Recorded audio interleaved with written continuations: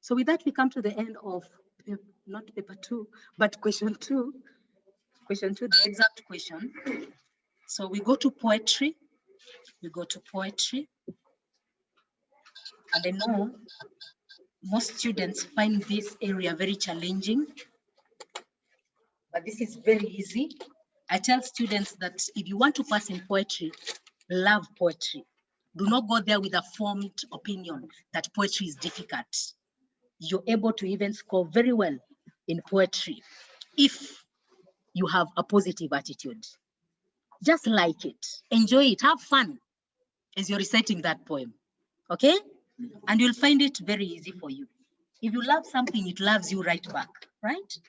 Yeah, you love something, it also loves you. So love poetry, it will also love you, and you'll get the results, very good results in this. So what is tested in poetry? Poems speak from contemporary and emerging issues in the country or in the world by poets from Africa, European, and Caribbean poets. How is it tested?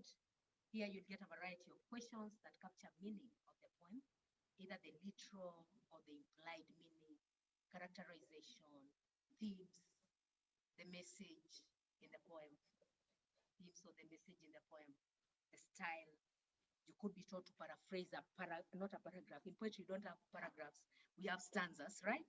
So you could be taught to paraphrase a stanza or a line. You could be asked questions on mood, tone, attitude, no semantics. Semantics is vocabulary questions where you give the meanings of words, or even a grammar question. Now, I want to give you steps to follow. Steps that you need to follow when doing this question. Number 1, read the poem carefully.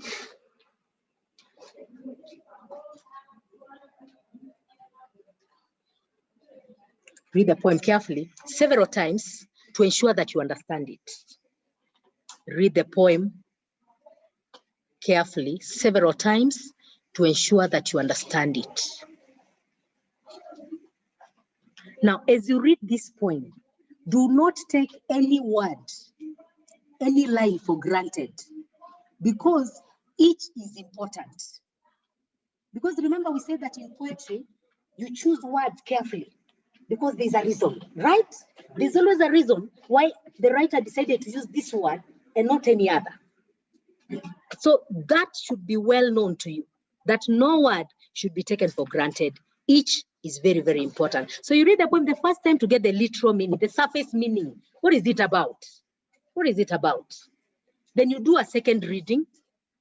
And as you're doing the second reading, you ask yourself the following questions. Is there a title? Because the title is very important. It could help you know what the poem is about. It could give you a clue of who the persona is. So don't take the title for granted. It's important. It's important. It could highlight for you who the persona is. It could help you understand or interpret the poem. So look at the poems that have been tested so far. We have The Outcast. We have The Outcast that was tested some time back. Touch, A Jolly Good Boss, The Road Not Taken, and 2018, The Man He Killed. This one we are going to go through, okay? The Man He Killed. And as you're looking at the title, ask yourself, is the title symbolic? Is it symbolic or is it literal? Is it just a title or does it symbolize something? Should I just take it at face value or should I look for, look for a deeper insight into what it means?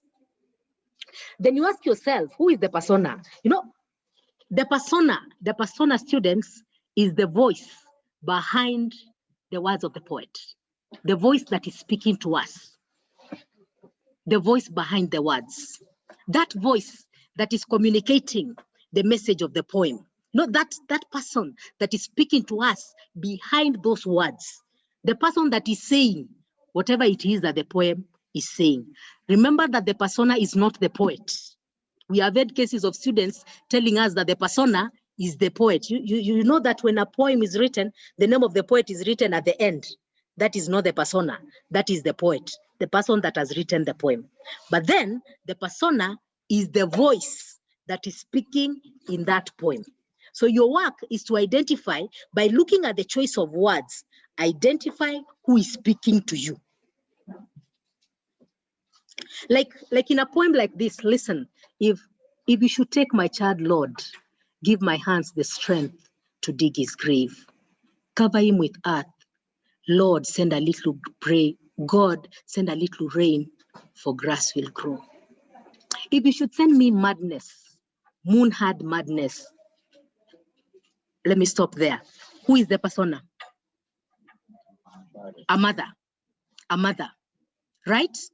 A mother. And it could also be a father.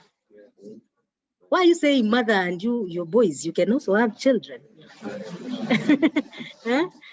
Anyway, so the persona here is a mother or even a father, a parent to be precise. Somebody that is asking God to give them strength to bear anything that comes their way, even if it is the death of a child. Even if it is the death of a child. So what has made it possible for us as readers to know that the persona is a parent? The choice of words. If you should take my child, Lord. Who will talk of if you should take my child? You know, it has to be a parent, right? And that is brought out by the words that the writer has used. Are we together? Then having said that, who or what is the address? Who is being addressed? You know, what is the audience? Who is being talked to in this poem? And what's the message from the persona? So here it's where you find the poet, not the poet, but the examiner asking, what is this poem about? What is this poem about? Or what is the message of this poem? What is the message of this poem? So as you read this poem, internalize it, enjoy it, have fun. Don't look at it as if it's an animal that is out to eat you. Interact with it on very friendly terms, so that it is what?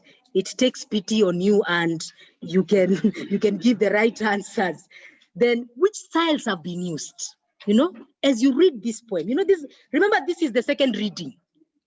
You remember we did the first reading where we were just trying to check out, you know, get a feeling of what it is about. So the second reading, we are looking at, you know, what is this poem about? So we need to do an intense reading. So what styles have been used? Identify them as you read. Then attempt the questions that are asked.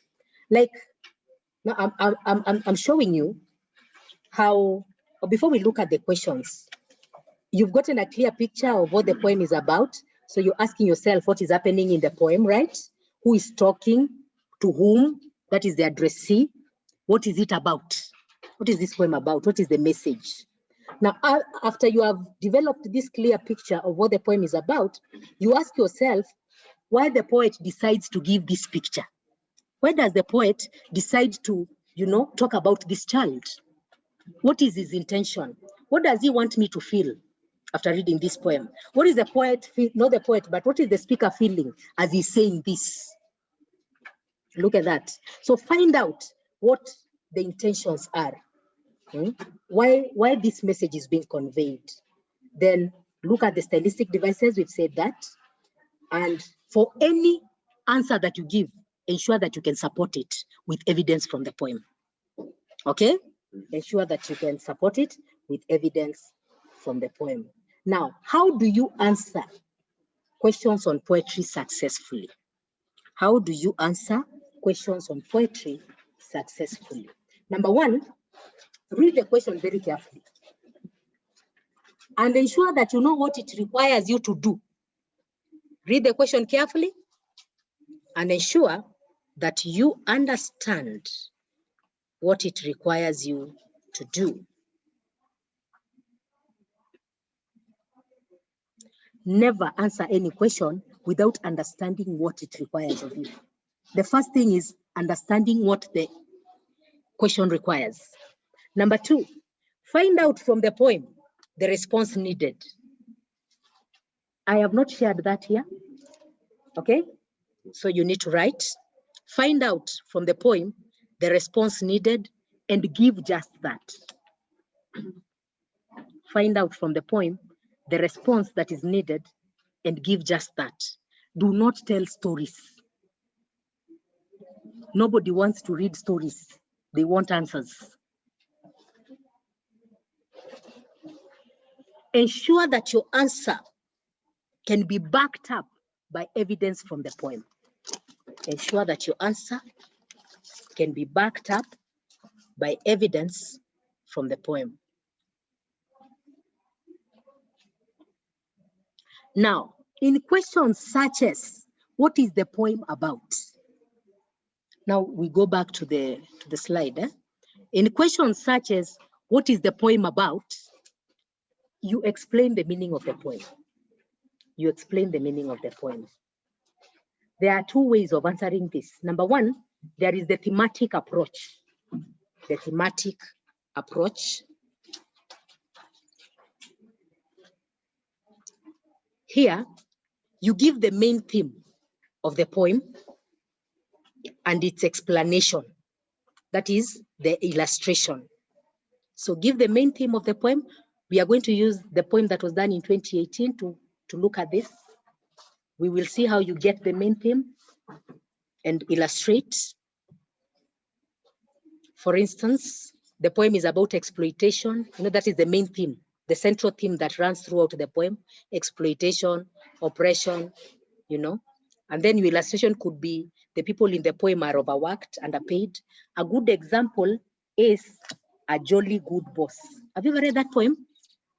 He's a jolly good boss. It was done in the K.C.S.E, I don't know of 20 what.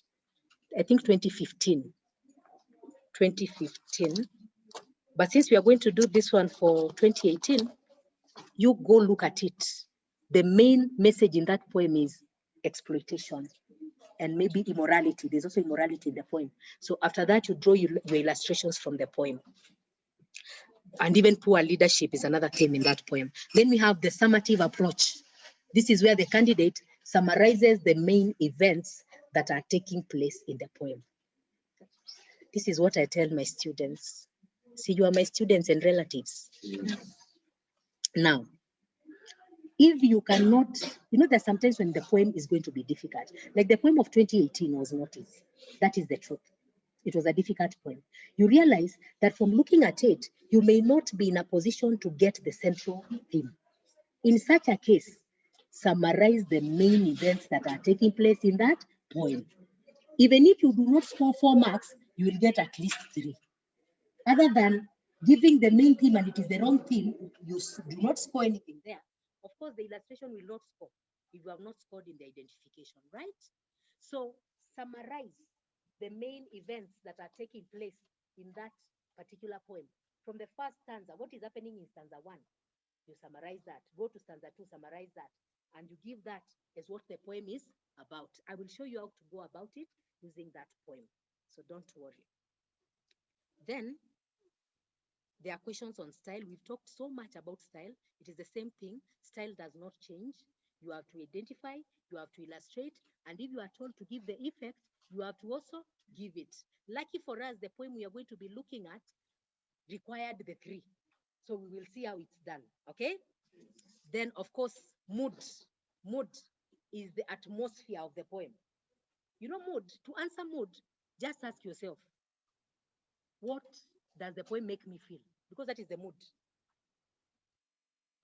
The environment surrounding something. The environment that surrounds something. So what does the poem make me feel? That is the mood. To discuss mood, you must use an adjective. Here there are no, you know, there's nothing else you can do. You cannot use a descriptive noun here. It is just an adjective.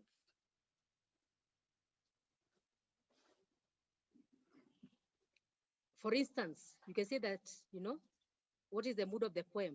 It's a tense mood. A tense mood, if you can see that there's a lot of tension in the poem.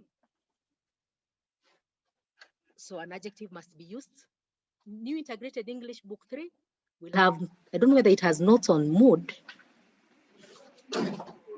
but any poetry book will give you notes on mood.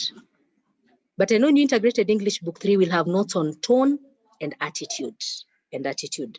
Look at it. This will come in handy in giving you the words that you need to use. Then tone is the manner of speech, or the quality of voice that the persona displays. This is the quality of voice behind the speaking voice. This is the quality of voice behind the speaking voice. The voice with which a poet says what he says. The voice with which a poet says what he says. So we observe what he says and how he says it, because this affects meaning. I don't know whether you've come across Song of Lawino. Song of Lawino. The poem Song of Lawino. It's by Okot Pabitek, and I can recite maybe one stanza. Okay, one stanza. That Okol is no longer in love with the old type. He is in love with a modern woman. The name of the beautiful one is Clementine, not me.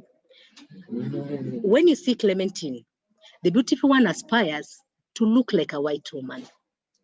Tina does powder on her face. She resembles the wizard getting ready for the midnight dance. Her lips are red hot. They look like yours. She looks like a cat that has dipped its mouth in blood. Now, what is the tone of this poem? What is the tone of this poem?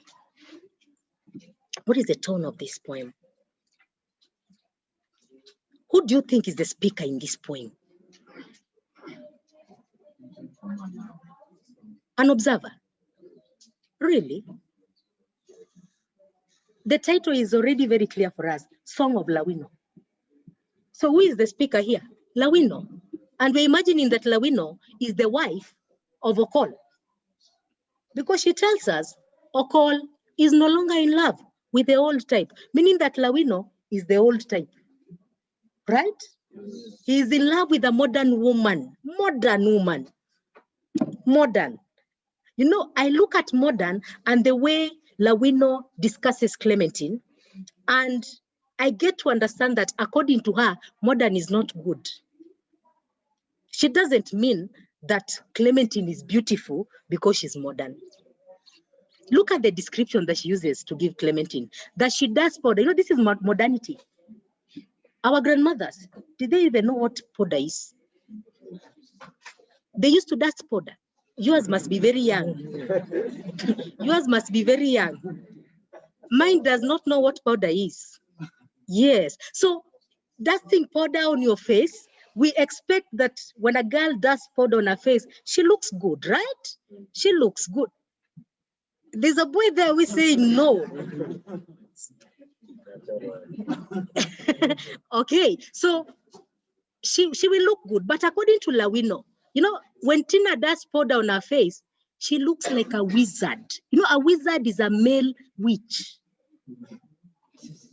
And not just a wizard getting ready for a midnight dance. Look at that. Yeah, from that choice of words, we get to understand our tone. You know, it's a contemptuous tone, it's a mocking tone. Then she continues that Tina applies, you know, lipstick. Her lips are red hot. They look like yours. Ayo is a wound. Ayo is a wound. But remember, the same Lawino has told us that Clementine is very beautiful. Very beautiful. So can you see the irony? And therefore, this brings out the fact that the main tone here is sarcastic. You know, she's being sarcastic. She's saying, yes, modern, beautiful, but the images that she uses to bring out this beauty, to bring out this modernity, are very contradictory. They show that she doesn't actually believe that Clementine is beautiful. Are we together up to that point? Yes. I hope with that we are able to know what tone is all about. That it is the quality of the voice that is speaking to us. And to identify tone, we need to look at the writer's choice of words. Which are the words that the writer has used to describe the subject matter? Like in this poem, Song of Lawino, which words is Lawino using to describe Clementine? And from this, we are able to know what her tone is. Are we there? So the writer's choice of words, the imagery. You know what imagery is? Similes, metaphors, personification that you see in that particular poem.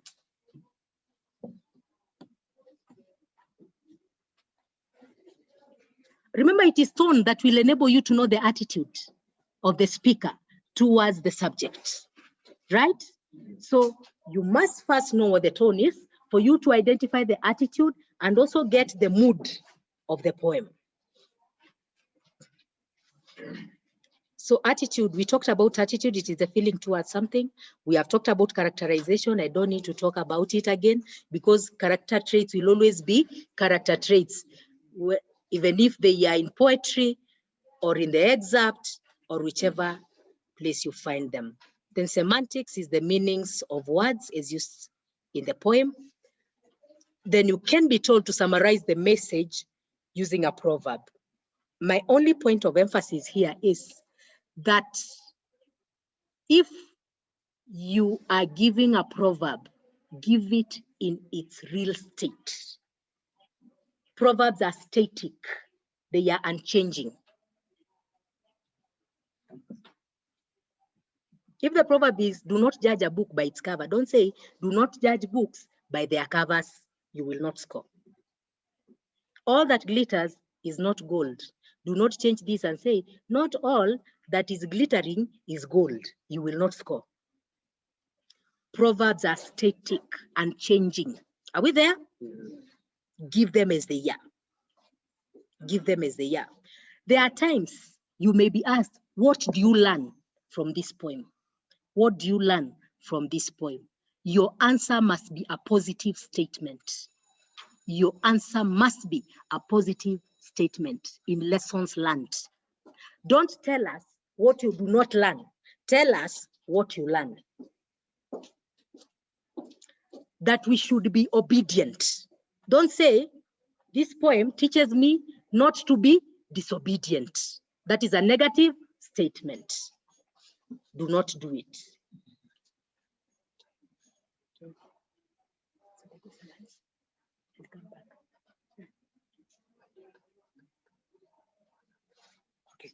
Okay. Are we together up to that point?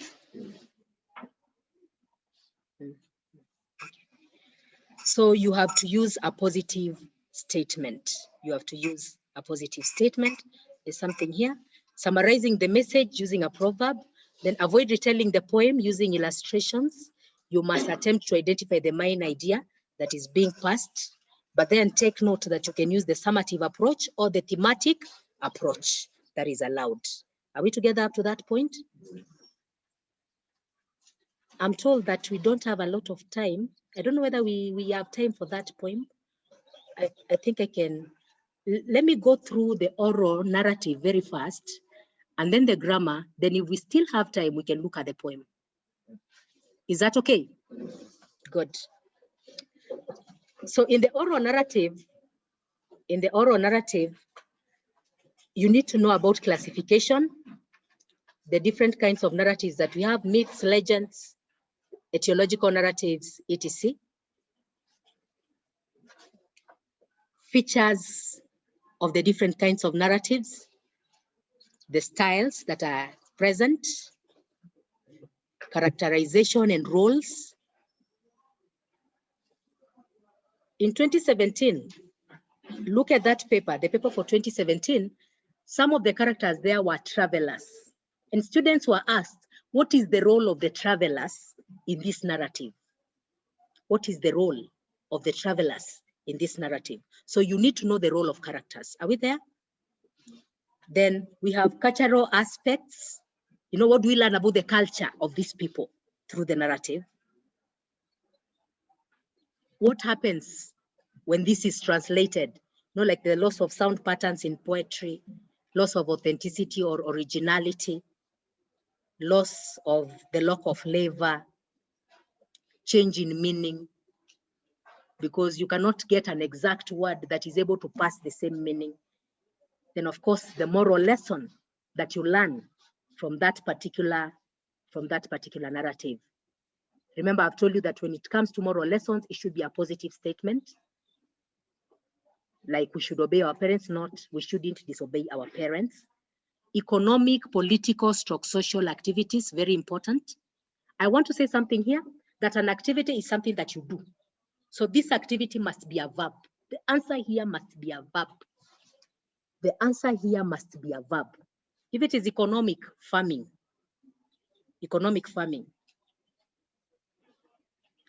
political, they are ruled by council of elders. Are we there? Social activities, they attend burials or they bury their dead. Is it bury or bury? It's bury. Are we together up to that point? Then we have songs. I told you this was tested in 2014. So you need to know the different classifications of songs, functions of the different songs. What are the functions of circumcision songs? What are the functions of wedding songs? What are the functions of love songs? Political songs, beer party songs, you know? What do they do? In 2014, they brought a wedding song. Then characterization, the characters in the song, features of oral poems, the features of oral poems or the features of songs, like repetition, direct address, structure, you know, which enhance rhythm. Like you find that song that was done in 2014, the structure was, it had 4 lines, no, 5 lines in each stanza, which were short. So easy to sing. Are we there? Because of the structure. Then refrain. Does the song have a refrain? No, a line that is repeated after every stanza. Is it questioning the audience? Is it set in such a way that it is as if the song is addressing you directly? Is there a chorus in the song? No, these are features of songs. These are features of songs that are present. You also need to know who sings that song. Who are the singers of that song?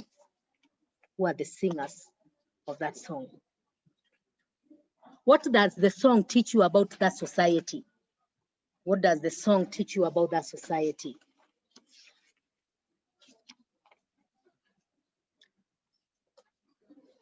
What is the purpose of that song? And you know that almost all songs have these 3 functions: to educate, to entertain, and to do what? Functions of songs: to educate, to entertain, and to communicate a society's expectations. Are we there? Yeah, so now you look for the others. Most songs will entertain. Most songs will educate. Others will warn people. Others will, you know, give expectations, etc. I know you've done that in class. Now that brings us to the end of songs. We look at grammar. So these are the topics that are tested in grammar: direct and indirect speech. This is tested in almost all the exams. Direct and indirect speech. Indirect speech is also called reported speech, right?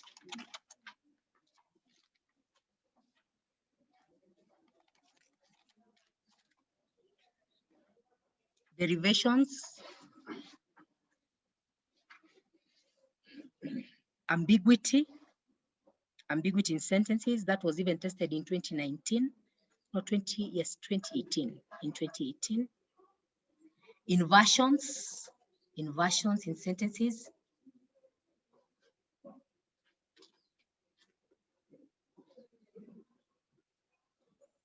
She went up the mountain. This becomes up the mountain she went, you know?